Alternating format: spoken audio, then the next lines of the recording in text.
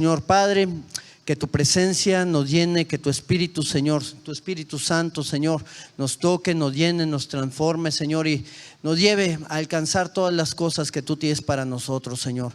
Enséñanos a valorar las cosas eternas, Señor, más que cualquier cosa en este mundo, Señor. Que podamos tener nuestra visión, Señor, en ti, que podamos alcanzar lo que tú tienes para nosotros. En el nombre de Cristo Jesús.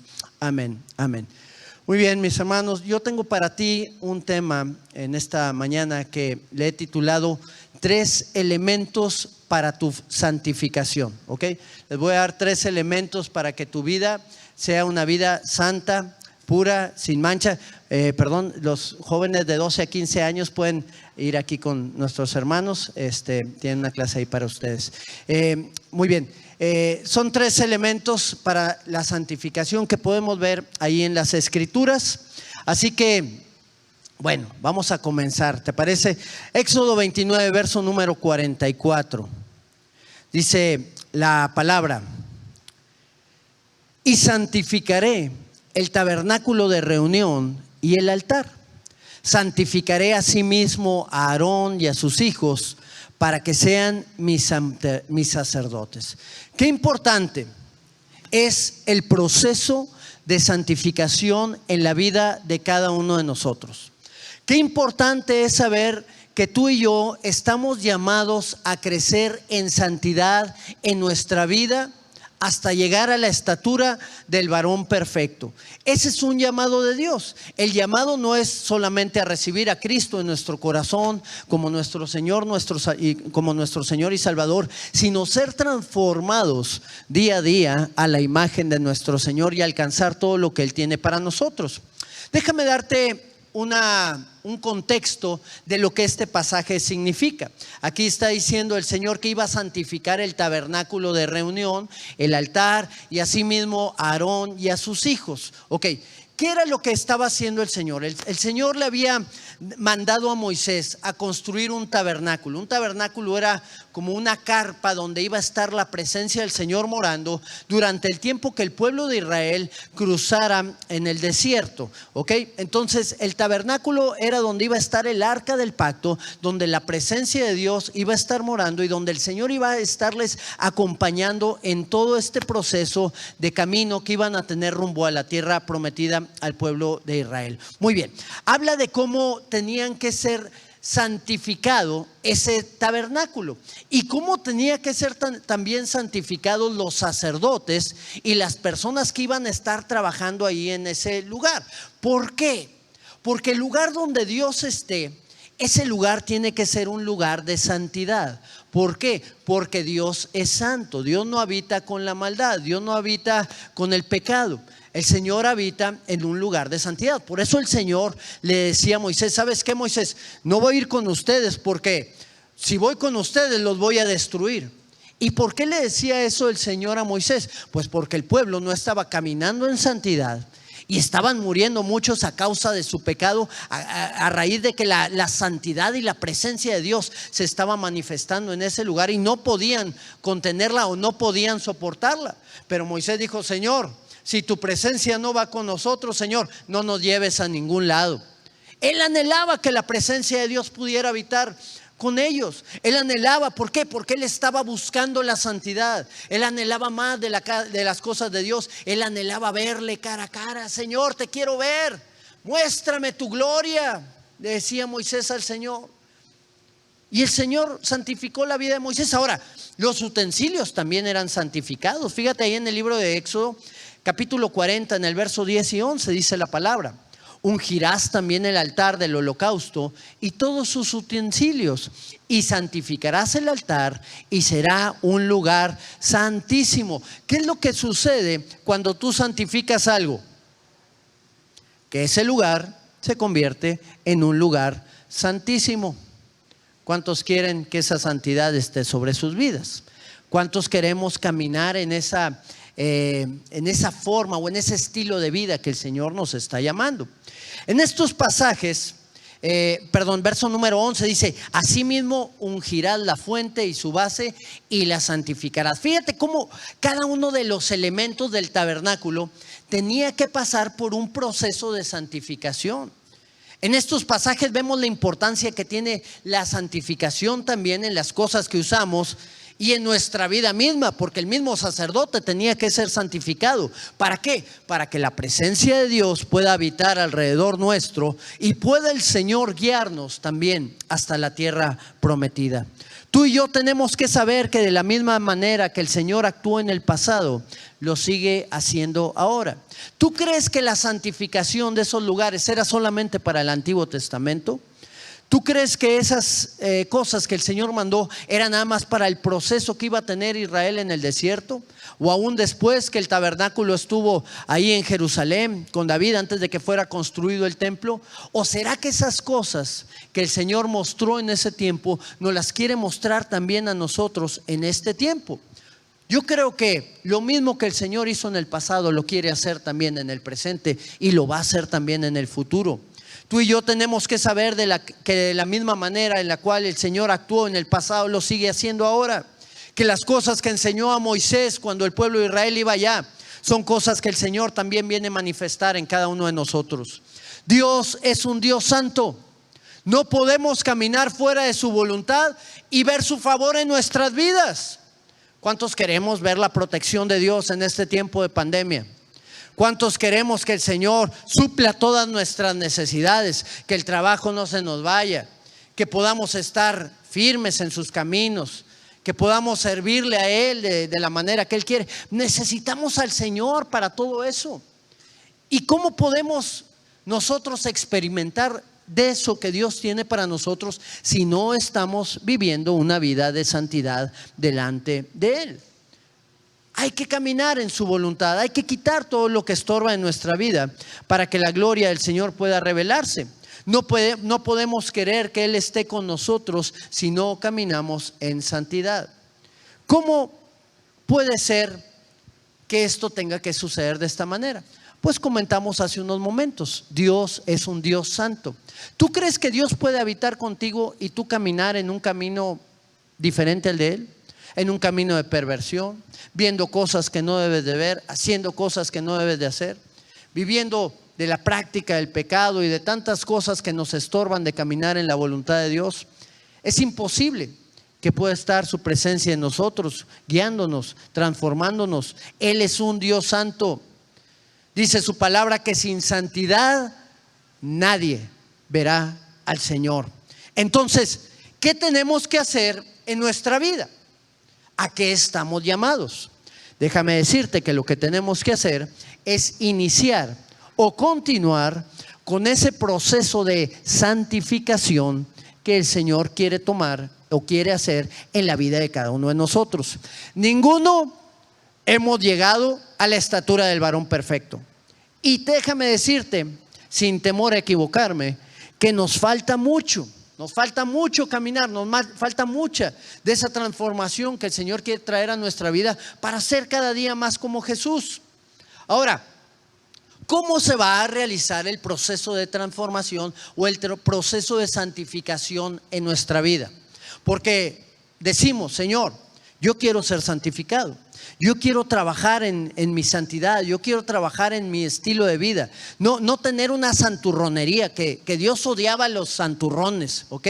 Aquellos que trataban de verse como santos delante de la gente, pero delante del Señor no eran nada igual o nada similar. Tenemos que vivir la santidad como el Señor nos la ha dado, como el Señor nos la demanda. Y para esto hay algunos elementos que yo pude ver en las Escrituras, en el Antiguo Testamento, en la forma en la cual el Señor santificaba, que vienen a aplicarse también en nuestra vida de igual manera. Primero tenemos que ver cómo se santificaban esas cosas y por qué medios se hacían y por qué elementos, porque había algunos elementos importantes que servían para santificar las cosas. Y yo quisiera comenzar a decirte cada uno de estos tres elementos, ¿ok? El primero de estos elementos es el lavado. Para santificar algo hay que lavarlo, primeramente. Vamos allá al libro de Éxodo capítulo 40 en el verso 30 al 32. Dice la Escritura: y puso la fuente entre el tabernáculo de reunión y el altar, y puso en ella agua para lavar. ¿Ok? Ahí en el tabernáculo había una fuente y había agua para lavar, muy importante. Y Moisés y Aarón y sus hijos lavaban en ella sus manos y sus pies. Verso número 32, cuando entraban en el tabernáculo de reunión y cuando se acercaban al altar, se lavaban como Jehová había mandado a Moisés. ¿Quién había mandado a que se lavaran? El Señor. Ok. Cuando algo está sucio y se va a utilizar, se tiene que lavar. ¿Ok? ¿Cuántos de aquí se comen la fruta directo de como se la trajeron del mercado? La verdura. Pues no. La lavamos, la metemos a desinfectar y ya después pues la podemos comer. ¿Por qué? Porque nos puede hacer daño si no hacemos este proceso. Muy bien, tú te tienes que bañar. ¿Para qué?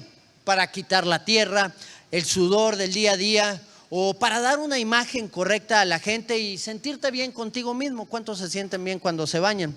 Pues algo sucede. Hay quien se baña 2 a 3 veces diarias, ¿verdad? ¿A alguien le sucede eso, verdad? Pues cuando hace mucho calor tal vez. Cuando venimos a Cristo, tenemos que ser lavados también por el Señor de la misma manera. El arrepentimiento es esa parte esencial en donde reconocemos que necesitamos ser limpios y requerimos ser lavados por el Señor. El Señor dijo en las Escrituras, y lo he dicho varias veces, pero yo creo que aplica este pasaje en muchas ocasiones. Le dijo Jesús a Nicodemo: el que no nace del agua y del Espíritu no puede ver el reino de Dios. Nacer del agua es pasar por un proceso de arrepentimiento en donde somos lavados. No quiere decir que sea un dogma o algo que tenemos que hacer específicamente, sino que encierra una profundidad muy grande lo que es el bautismo. El bautismo no es nada más meterte al agua y salir de ella, no. El bautismo encierra morir a la vida pasada y renacer una nueva vida en Cristo, siendo lavados a través del agua y a través del arrepentimiento que cada uno de nosotros muestra para venir al Señor. Jesús dijo: arrepentidos y creer en el Evangelio, porque el reino de los cielos se ha acercado. Para nosotros poder ser santificados, primero tenemos que arrepentirnos. Si no nos arrepentimos, no podemos entrar a un proceso de transformación y de santificación, sino que quedamos de la misma manera en la cual estábamos anteriormente. No somos puros, no somos limpios, no somos lavados por el Señor. Entonces, el arrepentimiento genera una necesidad de ser lavados por el Señor. Y aquí vemos cómo aplica el lavado que se daba en el Antiguo Testamento a los utensilios y al sacerdote, y cómo de alguna manera viene a implicar también una transformación en nuestra vida actualmente. Necesitamos ser lavados por el Señor, necesitamos que ese arrepentimiento se manifieste en cada uno de nosotros. Jesús expresa que cuando no nos arrepentimos, nos vemos como una puerca revolcada. ¿Sí es así? Porque esto lo habla el cristiano. Dice que el cristiano es como una puerca lavada. Cuando se vuelve al pecado, cuando vuelve a lo que hacía antes, dice, es como una puerca lavada que se vuelve a revolcar en el lodo. Así se ve un pecador. Un pecador está sucio en su naturaleza, en su mente, en su corazón. Y tenemos que tener ese lavado. Por eso es necesario que venga el arrepentimiento. Ese arrepentimiento genera esa necesidad de ser lavados por el Señor. Si tú no te arrepientes, pues menos vas a querer ser limpio por el Señor. ¿Por qué? Porque la mugre va a estar permaneciendo en tu vida. La mugre no se va a ir, la mugre va a estar ahí. Por eso existe el bautismo. Jesús dijo que el que no nace del agua y del Espíritu no puede ver el reino de Dios. Cuando una persona se arrepiente de su vida pasada y toma la decisión de venir a las aguas del bautismo, entierra su vida anterior, es lavado y renace a una nueva vida en Cristo. Me llama la atención cómo el sacerdote tenía que lavar sus manos y sus pies, porque así lo dice este pasaje, que el sacerdote tenía que lavar sus manos y sus pies para entrar en el tabernáculo en la presencia de Dios. ¿Cuántos sabemos que tenemos que lavarnos las manos? ¿Verdad? Y más ahora en este tiempo que dice, tienes que lavarte las manos, porque si no puedes infectarte del virus, y muchas veces durante el día, porque ahí lo puedes traer. Bueno, en el tiempo pasado, en la antigüedad, pues la gente no traía tenis, no traía botas, traían sandalias. Y no había pavimento, sino que andaban entre la tierra. Entonces se manchaban los pies y se manchaban las manos, que era lo que no estaba cubierto. Jesús le lavó los pies por eso a sus discípulos. Ahí en el libro de Juan capítulo 13, en el verso número 5 dice la palabra: luego puso agua en un lebrillo y comenzó a lavar los pies de los discípulos y a enjuagarlos con la toalla con que estaba ceñido. Entonces, ¿por qué estaban sucios los discípulos?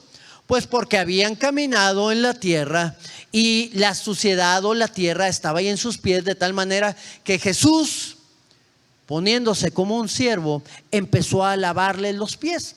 De repente uno de esos discípulos, llamado Pedro, que conocemos todos, de repente empieza a crecer esa falsa espiritualidad en él y le dice: Señor, tú no me vas a lavar los pies jamás. Ahí en el verso número 8, Juan 13, 8, dice: Señor, tú no me vas a lavar los pies jamás. Yo no soy digno de eso.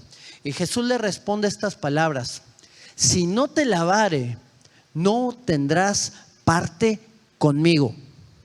Sino que una persona no arrepentida de su pecado tiene parte con el Señor. Si no somos lavados de la suciedad, si la suciedad está todavía con nosotros, no tenemos parte con el Señor. Se lo dijo a su discípulo, que no nos lo diga a nosotros. Aquellos que andaban con el Señor para todos lados y que convivían con Él todo el tiempo. Pedro le dijo: bueno, Señor, no solo los pies, sino también las manos y la cabeza. Le dijo el Señor: Pedro, verso número 10, ahí en Juan 13, verso número 10. Pedro, el que está lavado no necesita sino lavarse los pies, pues está todo limpio. Y ustedes están limpios, aunque no todos. ¿Cuántos de aquí estamos limpios? Pero ¿cuántos de nosotros necesitamos todavía lavar nuestros pies, lavar nuestras manos? ¿Por qué? Porque en el día a día nos vamos ensuciando, hablamos mal a nuestra familia, cometemos errores, la gente ve cosas que no quiere ver, que no debe de ver, la gente hace cosas que no debe de hacer y empezamos a caer en errores y empezamos a ensuciarnos. La palabra habla de caer en pecado. Y yo tengo una pregunta para ti. Si caemos en pecado, aquellos que estamos lavados, ¿qué sucede? ¿Qué dice la Biblia? ¿Abogado tenemos? ¿Sí? ¿Sí es así? Si caemos en pecado, abogado tenemos para con el Padre. ¿A quién? A Jesucristo el justo. Ok. Si practicamos el pecado, ¿también tendremos abogado o no? Dice la palabra que el que practica el pecado es del diablo. Entonces, es del fiscal, no está el abogado abogando por nosotros, sino el fiscal ya tiene todo para darte en la torre. ¿Qué significa esto? Pecar o practicar el pecado. Una persona que llega a pecar, que llega a ensuciarse los pies, como habla aquí la palabra, es aquella persona que se esfuerza por hacer la voluntad de Dios. Es una persona que quiere agradarle. Es una persona que quiere permanecer firme en todas las cosas a las cuales Dios le llama, pero de repente cae en el error. De repente se descuida y comete ahí algo que no debe hacer. Ahí es donde se humilla a esta persona, le pide perdón al Señor y el Señor le restaura. Y tiene un abogado que le va a levantar, que padeció igual que ellos, pero que no pecó. Pero una persona que practica el pecado es una persona que deliberadamente peca.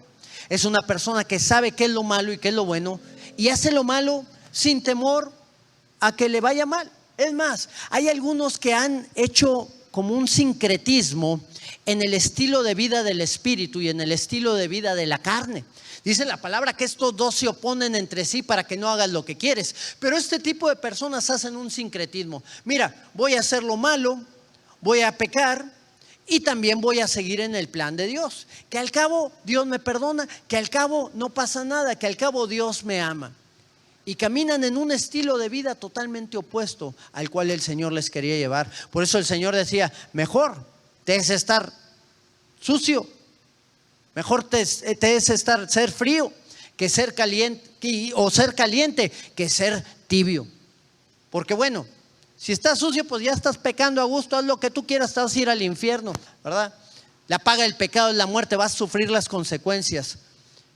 Pero si eres tibio, te voy a vomitar de mi boca. Yo creo que va a haber un castigo peor para los tibios que para los fríos. Por eso es tan necesario que tú y yo pongamos decisiones firmes en nuestras vidas para querer agradar a Dios y hacer lo que Él nos manda. Tenemos que limpiar nuestra vida constantemente. ¿Y sabes cómo se logra la limpieza diaria en nosotros? Se logra a través de una comunión constante con el Señor. Amén. Yo le doy gracias a Dios por la vida de todos aquellos que se están conectando de 8 a 9 de la mañana. ¿Y sabes por qué le doy gracias a Dios? Porque sé que eso te va a llevar a tener otro nivel espiritual en Cristo Jesús, ¿ok? Nos va a llevar a cada uno de nosotros. Es imposible que no seas transformado, pero yo te quiero llevar a que des otro paso más arriba. Y yo te quisiera invitar para que tú puedas tomar 30 minutos de tu día. Tal vez antes de esa hora, o tal vez en la noche, o tal vez en el mediodía. Daniel oraba mañana, tarde y noche. Así que escoge uno de esos 3 horarios. Pero toma 30 minutos. ¿Y qué vas a hacer en esos 30 minutos? Vas a tomar tu libreta y vas a poner el día de ahora. Y vas a poner un pasaje que vas a leer, un capítulo. Lee un capítulo. Analízalo. Si Dios te da 2 capítulos, tú ve leyendo la Biblia como tú la lees.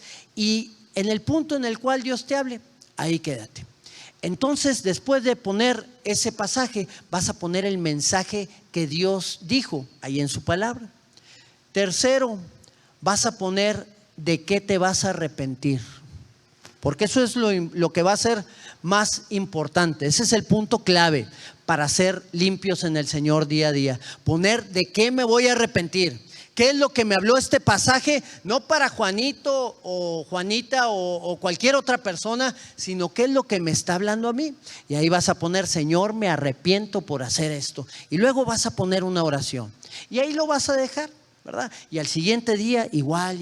Y vas a ver que el Señor va a empezar a hacer un proceso de limpieza y de santificación sobre tu vida. Amén. Y esto te va a ser de mucha bendición. Muy bien.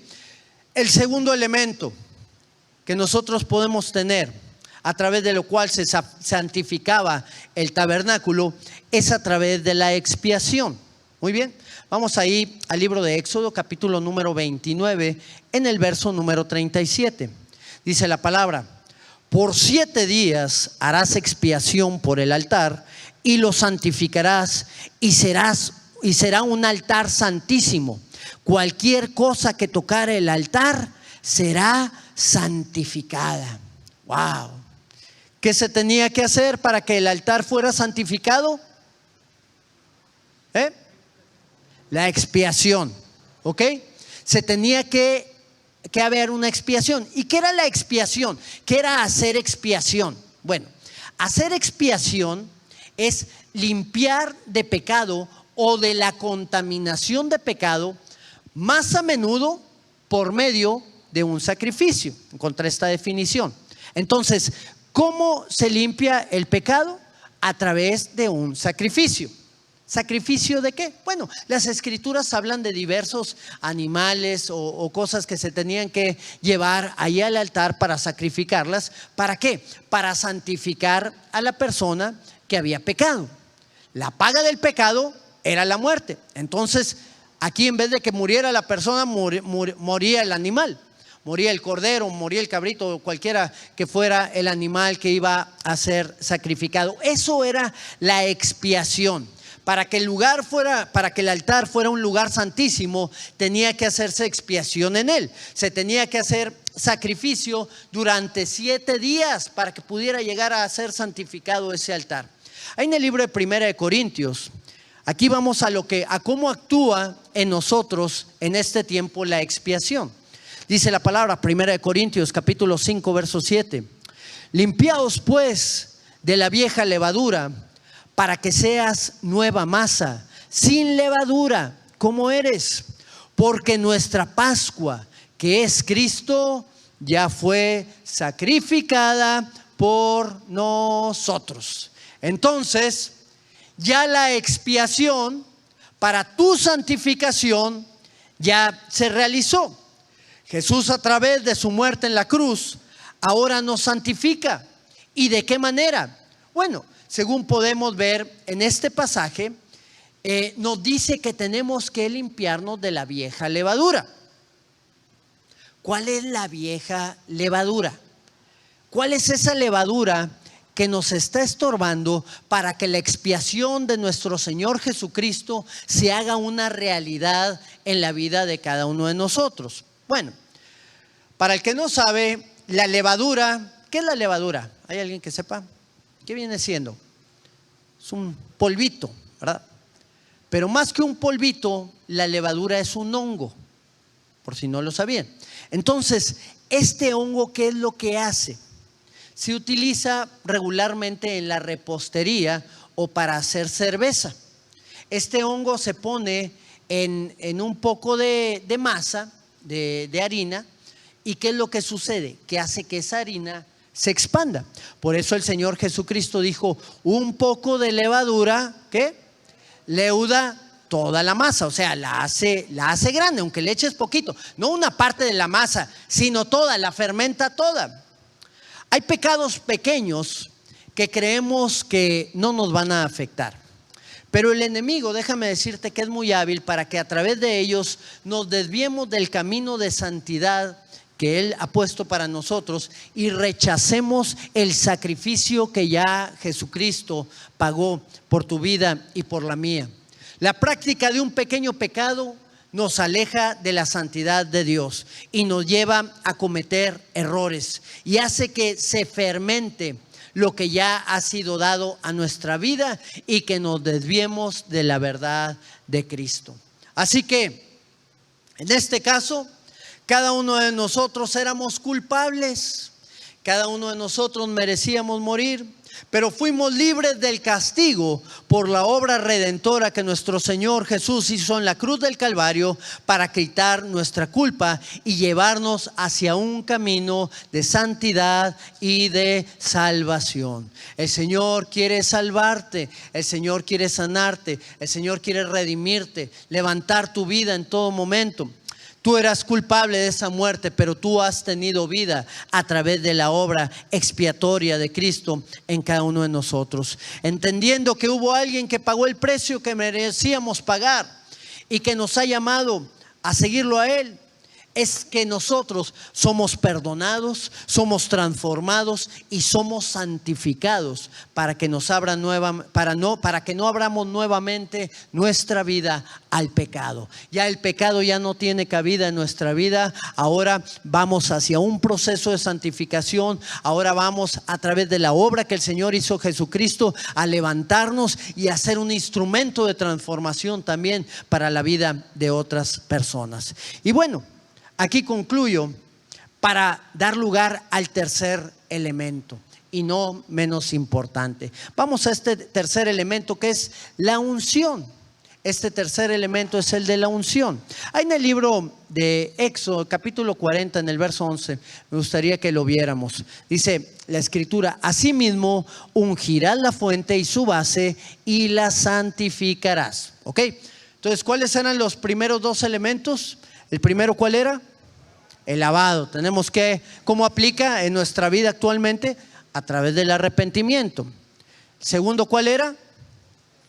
La expiación. ¿Y cómo aplica en nuestra vida? Quitar toda la levadura, quitar todo lo que está estorbando en cada uno de nosotros. Vamos al tercer elemento, que es la unción. ¿Cómo se tenía que ungir cómo se tenía que santificar la fuente y su base? Se tenía que ungir. Ahora, ¿cuál era la unción? ¿A qué se refiere aquí la palabra con la unción? ¿A qué se refiere con que se tenían que ungir los objetos que iban a estar en el tabernáculo? La unción era derramar aceite sobre el objeto. Esto era para que fuera consagrado al Señor, ya sea un objeto o una persona. Cuando se ungía un sacerdote, se ungía un rey, se hacía con aceite. Se hacía un derramamiento de esa unción. ¿Para qué? Para una consagración. ¿Consagración a qué? En este caso, la consagración era para el Señor. Ahora, la pregunta es, ¿qué es consagrar? ¿Qué significa consagración? Bueno, consagración es la acción de separar y de dedicar personas o cosas para el servicio de Dios. ¿Cuántos de aquí tenemos objetos en nuestro hogar que están consagrados para el Señor? ¿Cuántos de aquí tenemos objetos en nuestro bolsillo que están consagrados para el Señor? ¿Cuántos de aquí tienen un aparatito así como este que está consagrado para el Señor? O sea, separado y dedicado para servir al Señor en todo tiempo y en todo momento. Yo creo que tenemos que analizar muy bien nuestra vida, porque nosotros también debemos de ser consagrados para el Señor. No solamente los aparatos o los objetos que hay en nuestra casa. De repente llega alguien y dice, mano, me compré un carro nuevo. Y no llega para presumir, llega para que se consagre ese carro para el Señor. ¿Cuántos han consagrado así sus vehículos? Señor, bendice este carro, guárdalo, Señor, de chocar, y guarda el que lo va a manejar también, de que pueda cometer algún error en él o que pueda distraerse y pueda tener un percance. Tenemos que consagrar nuestras cosas al Señor, pero cuando los consagramos, ¿para quién van a ser? Son para el Señor. Entonces no vamos a permitir que el enemigo use esas cosas que han sido consagradas para el Señor. Tú y yo hemos sido separados y dedicados, consagrados para el Señor. Y a través de la unción se consagraba, a través de derramar ese aceite. Aarón también fue consagrado para el servicio del Señor. Lo vemos ahí en el verso número 12. Llevarás a Aarón y a sus hijos a la puerta del tabernáculo de reunión. Éxodo 40, 12. Llevarás a Aarón y a sus hijos a la puerta del tabernáculo de reunión y los lavarás con agua. Ellos eran lavados, también eran consagrados. En otro pasaje ahí viene también la unción que se hizo también sobre el sacerdote, sobre aquellos que iban a servir al Señor. Ahora, esto del pasado, ¿cómo aplica en el presente en cada uno de nosotros? Esto era una referencia a lo que vendría después a través del Espíritu Santo en cada una de nuestras vidas. Porque dice Isaías en el capítulo 61, en el verso número 1, el Espíritu, estas palabras las dijo Jesús, ¿ok? Cuando estaba leyendo ahí esa escritura de los profetas en la sinagoga. Dijo, el Espíritu de Jehová, el Señor, está sobre mí. ¿Por qué? Porque me ungió Señor, el Señor. ¿Con qué lo ungió? Con su Espíritu. Lo consagró. ¿Para qué? Para predicar buenas nuevas a los abatidos, a vendar a los quebrantados de corazón, a publicar libertad a los cautivos y a los presos, la apertura de la cárcel. ¿Fue consagrado el Señor para ello? ¿Lo realizó o no lo realizó? Definitivamente Él lo hizo. Y son para las cosas que el Señor nos ha llamado.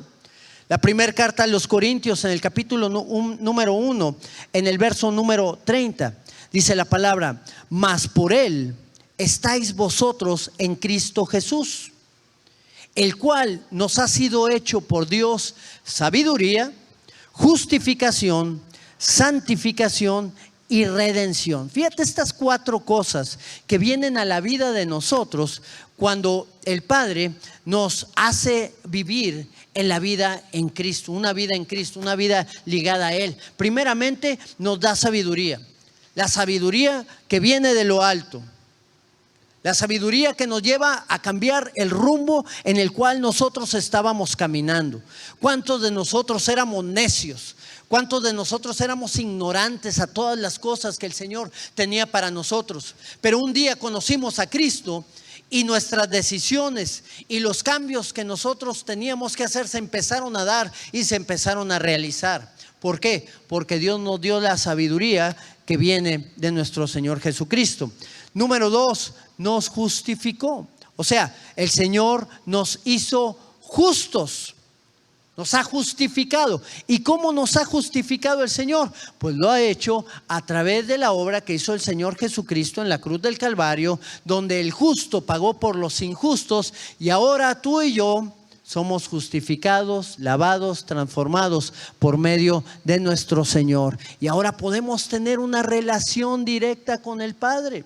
Ya nuestro pecado no interfiere porque el Señor ya nos limpió, ya nos lavó, y ahora podemos ser reconciliados con Él. El camino al Padre es nuestro Señor Jesucristo.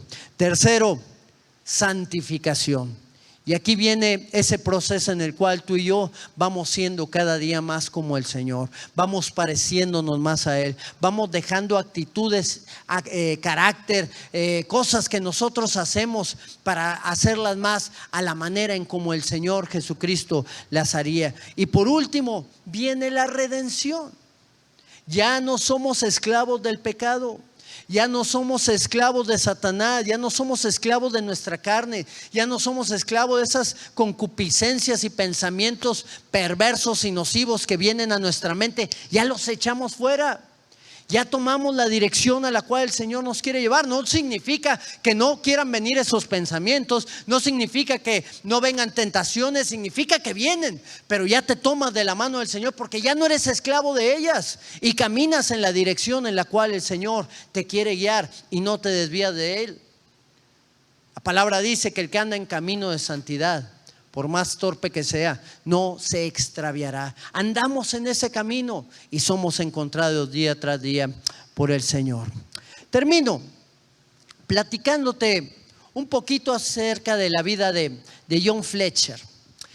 Este hombre se levantaba a las 5 de la mañana para tocar una campana ahí en el vecindario donde él estaba, para despertar a la gente y para que no tuvieran excusa de no asistir a la iglesia. Imagínate lo que este hombre hacía. Iba a los lugares de entretenimiento de esos tiempos a hablarle ahí a los borrachos, a la gente alcohólica, a los prostíbulos, a todos esos lugares, a hablarles de Cristo para que ellos pudieran salir de esa situación de vida que estaban viviendo, para que pudieran ser libres del pecado ante los ojos atónitos de muchos de ellos. Juan Wesley dijo que John Fletcher era el hombre más santo que él había conocido en el mundo. Él dijo que esto era porque diariamente este hombre se examinaba para saber si su proceder estaba de acuerdo o no estaba de acuerdo con los planes que Dios tenía. Y él se hacía unas preguntas. Y yo te voy a decir algunas de las preguntas que se hacía este hombre llamado John Fletcher. Él decía: desperté espiritualmente y tuve cuidado de guardar mi mente de pensamientos errantes cuando me levanté esta mañana. ¿Me he acercado a Dios en oración o he dado lugar a la pereza y a la desidia espiritual? ¿Tú te has preguntado esto? Número 3, ¿se ha debilitado mi fe por no haber velado o ha sido avivada por haberla puesto en actividad el día de ahora? Cada cuando ponemos en actividad nuestra fe. Número 4, ¿he andado hoy por fe y he procurado ver a Dios en todas las cosas? Si nos diéramos cuenta de cómo el Señor se manifiesta día tras día, cambiaríamos por completo la forma de ser. Número 5, me he negado a mí mismo al usar palabras y al expresar pensamientos poco bondadosos. Me he debilitado espiritualmente al ver que prefieren a otros en mi lugar. ¿Nos habremos debilitado por una situación de estas? Número 6, he aprovechado mi tiempo precioso, mis fuerzas y mis oportunidades según la luz que Dios me ha dado. 7, he guardado mi corazón en un ambiente de gracia, de modo que haya sacado provecho de esto. 8, ¿qué he hecho hoy por los cuerpos y por las almas de los santos? 9, he derrochado cualquier cosa por agradarme a mí mismo cuando podía haber guardado el dinero para la casa de Dios. 10, he gobernado bien mi lengua, recordando que en la multitud de palabras no falta pecado. 11, ¿En cuántas ocasiones me he negado a mí mismo hoy? Y dulce y última, mi vida y mis palabras han honrado el evangelio de nuestro Señor Jesucristo. Qué interesante las preguntas que este hombre se hacía. Y digo interesante porque cada una de estas preguntas reflejaba que tenía que haber una transformación. Cada una de estas preguntas reflejaban un cambio que este hombre iba a tener. Si tú te das cuenta, este hombre no era una persona que no pecara, al contrario, eso era una persona que se autoanalizaba a sí mismo. Su enfoque no estaba en que los demás lo vieran como una persona muy santa, aunque esa fue la consecuencia por el estilo de vida que estaba llevando. Su enfoque estaba puesto en el Señor, en querer agradarle a Él, en querer hacer su voluntad, en ser transformado día tras día para ser a la imagen de nuestro Señor Jesucristo. Qué bueno es que tú y yo podamos caminar también en esa dirección. Qué bueno es que tú y yo podamos enfrentar ese proceso de transformación en nuestra vida para que la gloria del Señor se manifieste en cada uno de nosotros y podamos obtener todas las cosas que el Señor tiene preparadas para nuestra vida. Ahí en tu lugar, dile al Señor: Padre, cuánto necesitamos de ti. Cuánto necesitamos que tú, Señor, nos transformes y nos cambies y nos santifiques, Señor. Cuánto necesitamos autoanalizar nuestra vida para sacar todos esos errores que ahí están en nosotros, Señor. Que hay veces que escondemos aún de nosotros mismos para no darnos cuenta de las cosas que tenemos que cambiar, porque confrontan nuestra vida, porque nos incomodan, Señor. Mas hoy venimos delante de tu presencia y te pedimos, Señor, que tú puedas transformarnos y cambiarnos, que tú puedas llevarnos a ser cada día más como tú, Señor. Que ese proceso de santificación, Señor, esté trabajando en cada uno de nosotros. Guíanos en tu verdad, guíanos en tu palabra y transfórmanos, Señor. Yo quisiera invitar a aquellos que nunca han entregado su vida a nuestro Señor Jesucristo. La primera parte de este proceso es que tú puedas invitar a Jesús a habitar en tu corazón y en tu vida, a que Él pueda renovarte y que pueda transformarte el Señor. Para esto tú tienes que creer que Él vino aquí a la tierra y que Él murió por ti y que murió también por mí, y que no solo murió, sino que también resucitó, que Él se levantó al tercer día para justificarnos, para redimirnos y para santificarnos y darnos esa salvación gloriosa que Él tenía para nosotros. Y hoy es un buen día a través del cual tú puedes comenzar a limpiar tu vida, a limpiar tu mente, a limpiar tu corazón, para que el Señor trabaje en ti y haga esa nueva obra en ti y te transforme el Señor. Y si esa es tu necesidad, si ese es tu deseo, yo te invito a que repitas conmigo estas palabras y ahí cierres tus ojos y le digas al Señor: Señor Jesucristo, Señor Jesucristo, hoy te pido perdón. hoy te pido perdón. Me arrepiento de mi vida Me pasada arrepiento de mi vida pasada y hoy quiero vivir una nueva vida en ti. y hoy quiero vivir una nueva vida en ti. Entra en mi corazón, Entra en mi corazón, sánalo, sáname, límpialo, límpiame, restáuralo, restáuralo, y que de ahora en adelante y que de ahora en adelante pueda alcanzar todas las cosas cosas a las cuales tú me quieres llevar. las cuales tú me quieres llevar. En el nombre de Cristo Jesús, En el nombre de Cristo séllame Jesús. con tu Espíritu Santo. Amén, Señor. Séllame con tu Espíritu. Padre, en el nombre de Jesús, yo oro por la vida de cada uno de mis hermanos que hizo esta oración por primera vez. Sabemos, Señor, que cada día nos vamos acercando a estar delante de tu presencia. Y hoy venimos delante de ti y te pedimos que tú puedas obrar en cada uno de nosotros, que tú puedas transformarnos, Señor, con tu Espíritu, que tú puedas llenarnos de tu gloria, de tu verdad, Señor. Que cosas poderosas, Señor, tú hagas en nosotros. Que tu gloria venga, tu gloria descienda, Señor. Tu obra sea hecha en cada una de nuestras vidas, Padre. Llénanos de tu poder, llénanos de tu presencia, Señor. Guíanos en tu verdad, Señor, a alcanzar todo lo que tú tienes preparado para nosotros, Señor. Toca la vida de mis hermanos, Señor. Tú conoces cada vida y cada corazón. Tú conoces las cosas que quieres renovar en cada uno de nosotros, Señor. transformarlas día tras día. Y es solamente a través de esa comunión contigo, Señor. Es a través de ese tiempo devocional que nosotros tenemos contigo que tú puedes hacer esos cambios en cada uno de nosotros. Guíanos a una vida de oración. Guíanos a una vida, Señor, de estar rodeados de tu gracia y de tu gloria para alcanzar tu voluntad y todo lo que tú tienes para nosotros en este tiempo. En el nombre de Cristo Jesús, Señor. Amén, Padre. Amén, Señor. La sangre de Jesús